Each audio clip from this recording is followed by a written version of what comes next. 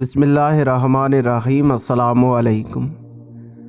حضور نبی کریم صلی اللہ علیہ وسلم کے زمانے میں دو عورتوں نے روزہ رکھا۔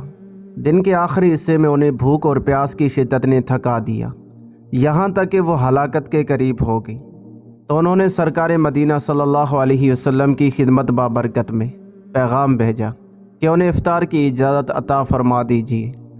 تو آپ صلی اللہ علیہ وسلم نے ان کی طرف ایک پیالہ بھیجا اور ارشاد فرمایا، ان دونوں سے کہو کہ اس میں کے کرے جو انہوں نے کھایا ہے۔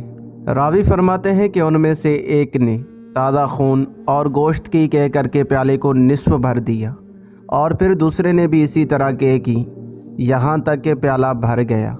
لوگوں کو اس سے تعجب ہوا، تو سرکار صلی اللہ علیہ وسلم نے ارشاد فرمایا، ان دونوں نے اس شے سے روزہ رکھا جو اللہ عز و جل نے ان کے لیے حلال ٹھہرائی تھی، لیکن اس شے سے افطار کر دیا جو اللہ عز و جل نے ان پر حرام قرار دی تھی۔ ہوا یوں کہ ایک دوسری کے پاس بیٹھی اور پھر دونوں لوگوں کی غیبت کرنے لگیں، بس یہ لوگوں کا وہی گوشت ہے جو انہوں نے کھایا تھا۔ رسول اللہ صلی اللہ علیہ وسلم کا فرمان نصیحت نشان ہے، جب تم میں سے کوئی روزے دار ہو تو بے حیائی کی بات کرے نہ جہالت کی، اور اگر کوئی اسے گالی گلوچ کرے تو بس اتنا کہہ دے میں روزے دار ہوں۔ ایک روایت میں ہے کہ کوئی شخص اپنے روزے کے دن کو اور افطار کے دن کو مساوی نہ رہنے دے، یعنی وہ روزے کی حرمت کی وجہ سے اس کی حفاظت کرے۔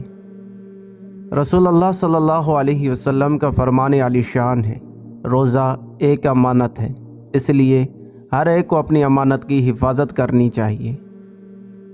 اللہ پاک ہمیں گناہوں سے بچنے اور نیک اعمال کرنے کی توفیق عطا فرمائے، آمین۔